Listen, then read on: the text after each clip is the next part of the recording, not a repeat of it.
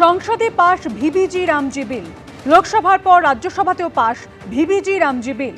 100 দিনের কাজের প্রকল্পের নতুন নাম ভিভিজি রামজি বিল। সংসদে পাশ বিল, বিরোধীদের স্লোগান বিক্ষোভের মধ্যে পাশ ভিভিজি রামজি বিল। বিলের বিরোধিতায় রাতেই সংবিধান সদনের গেটের সামনে বিক্ষোভ বিরোধী সাংসদের। সংসদে পাশ বিকশিত ভারত গ্যারান্টি ফর রোজগার অ্যান্ড আজীবিকা মিশন গ্রামীণ বিল। 100 দিনের কাজের প্রকল্প নিয়ে নতুন আইন আনছে কেন্দ্র সরকার।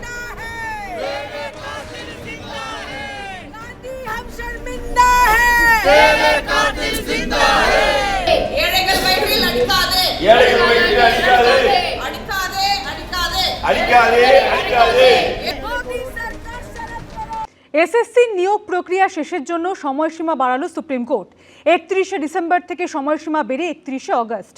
আরও 8 মাস চাকরি বহাল থাকলো যোগ্য চাকরিহারাদের। ততদিন পর্যন্ত বেতন পাবেন তারা, জানালো সর্বোচ্চ আদালত।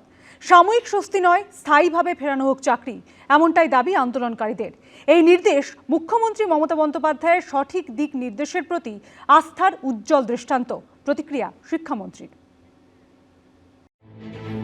বড়দিনের আগে সুপ্রিম কোর্টে আপাতত স্বস্তি পেলেন যোগ্য চাকরিহারারা। সর্বোচ্চ আদালত নির্দেশ দিল আরও 8 মাস অর্থাৎ 31শে অগস্ট পর্যন্ত চাকরি করতে পারবেন তারা। আজকে সুপ্রিম কোর্ট যে চাকরির মেয়াদ বৃদ্ধি করলো তাতে সাময়িকভাবে হয়তো আমরা চাকরিরত থাকব, কিন্তু আমরা সকলেই চাই যে 60 বছর অবধি চাকরির স্থায়িত্বটা থাকুক এবং সসম্মানে যাতে চাকরি করতে পারি আমরা যোগ্যরা, সেই দিকটা যেন একদম নির্দিষ্ট হয়। আমরা চাইব যে যারা যোগ্য চাকরিরত তাদের কেউ যেন বঞ্চিত না হয়। এর আগে ডেডলাইন ছিল 31শে ডিসেম্বর।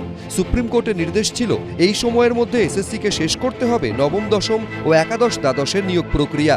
তবে 31শে ডিসেম্বরের মধ্যে সব কাজ শেষ করা সম্ভব নয় বুঝতে পেরে বাড়তি সময় চেয়ে সুপ্রিম কোর্টে আবেদন করে মধ্যশিক্ষা পর্ষদ। বৃহস্পতিবার এসএসসির সেই আবেদনের শুনানি হয় সুপ্রিম কোর্টের বিচারপতি সঞ্জয় কুমার ও বিচারপতি অলোক আরাধের ডিভিশন বেঞ্চে। আদালতে এসএসসির আইনজীবী কল্যাণ বন্দ্যোপাধ্যায় বলেন, 31শে ডিসেম্বরের মধ্যে নথি যাচাই, চাকরি প্রার্থীদের স্বাস্থ্য পরীক্ষা, পুলিশ ভেরিফিকেশন করা সম্ভব নয়। নিয়োগ প্রক্রিয়া শেষ করার জন্য এসএসসিকে বাড়তি সময় দেওয়া হোক। সুপ্রিম কোর্ট জানিয়ে দেয়, এসএসসির নবম, দশম এবং একাদশ দ্বাদশ শ্রেণীর শিক্ষক নিয়োগ প্রক্রিয়া সম্পন্ন করার সময় 2025-এর 31শে ডিসেম্বরের বদলে 31শে অগস্ট 2026 পর্যন্ত বাড়ানো হচ্ছে।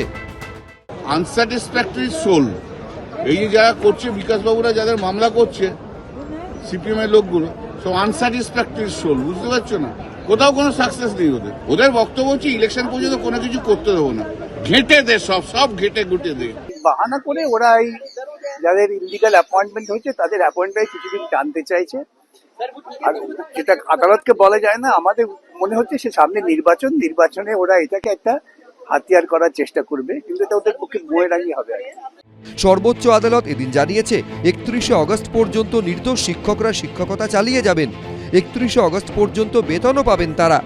মুখ্যমন্ত্রী চান কেবলমাত্র অযোগ্য যারা টাকা দিয়েছে, যারা ঘুষ দিয়েছে তাদেরকে বাঁচাতে হবে। কেন চাকরি চুরির দায় নিয়ে মুখ্যমন্ত্রীকে গ্রেপ্তার করা হবে না? মুখ্যমন্ত্রী শিক্ষকদের চাকরি দিতে চান না, তিনি সেই টাকা দিয়ে খেলা করবেন, মেলা করবেন, দান খয়রাতি করবেন, ভিক্ষা দেবেন আর যোগ্য শিক্ষকদের মারবেন। সুপ্রিম কোর্টের নির্দেশ নিয়ে এক্স হ্যান্ডেলে শিক্ষামন্ত্রী লিখেছেন, এই নির্দেশ মুখ্যমন্ত্রী মমতা বন্দ্যোপাধ্যায়ের সঠিক দিক নির্দেশের প্রতি আস্থার উজ্জ্বল দৃষ্টান্ত। অন্যদিকে গ্রুপ সি এবং গ্রুপ ডি নিয়েও এদিন নির্দেশ দিয়েছে সুপ্রিম কোর্ট। বিচারপতি সঞ্জয় কুমার ও বিচারপতি অলোক আরাধের বেঞ্চ এদিন জানিয়েছে, গ্রুপ সি ও গ্রুপ ডি নিয়ে কলকাতা হাইকোর্টের নির্দেশ এখনই কার্যকর করা যাবে না। 3রা ডিসেম্বর কলকাতা হাইকোর্টের বিচারপতি অমৃতা সিনহা নির্দেশ দেন, 2016-র নিয়োগ প্রক্রিয়ায় অংশগ্রহণকারী গ্রুপ সি ও গ্রুপ ডির যোগ্যদের তালিকা প্রকাশ এবং ওয়েটিং লিস্টে থাকা যোগ্য প্রার্থীদের বয়সজনিত ছাড় দিতে এবং তালিকা প্রকাশ করতে হবে। এদিন সর্বোচ্চ আদালত জানিয়েছে, মামলার পূর্ণাঙ্গ শুনানি করে তবেই সিদ্ধান্ত নিতে হবে হাইকোর্টকে। বিজেন্দ্র সিংহ, কৃষ্ণেন্দু অধিকারী, ঐশী মুখোপাধ্যায়ের রিপোর্ট, এবিপি আনন্দ। এবিপি আনন্দ, এগিয়ে থাকে, এগিয়ে রাখে।